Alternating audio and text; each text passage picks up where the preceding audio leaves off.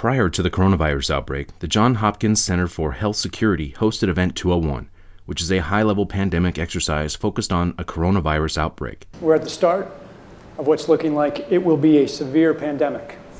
We could be looking at double the number of cases in 1 week and 16 times as many in a month if we are not able to stop the spread.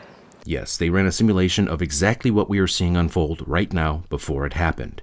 The pandemic exercise was conducted in partnership with the World Economic Forum and the Bill and Melinda Gates Foundation. During Event 201, Johnson & Johnson was asked specifically about a coronavirus vaccine. And I think before we agree that we have a finite resource, we need to really challenge ourselves on the vaccine production. We've seen historically that we can actually produce an Ebola vaccine in a year.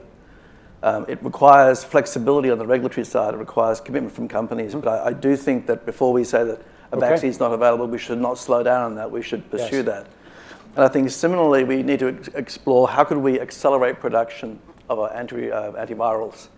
We've seen it happen before in the HIV crisis. It's possible, but decisions need to be made, and we need to bring the right people together to do that. Okay.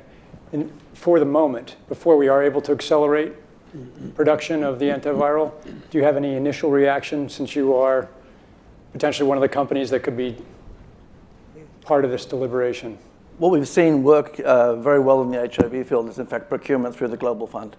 So having a centralized mechanism, so financially able to procure on behalf of affected countries would be critical.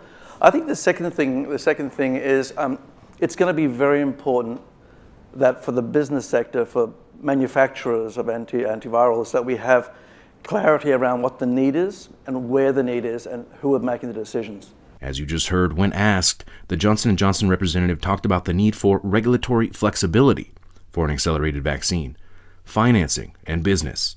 Not once did he mention safety and/or effectiveness. And we see today in the news, Johnson & Johnson are currently working on a new vaccine that they are, quote, pretty confident can be quickly developed. For more, be sure to tune into my recent report covering Event 201 and all of the connections and coincidences.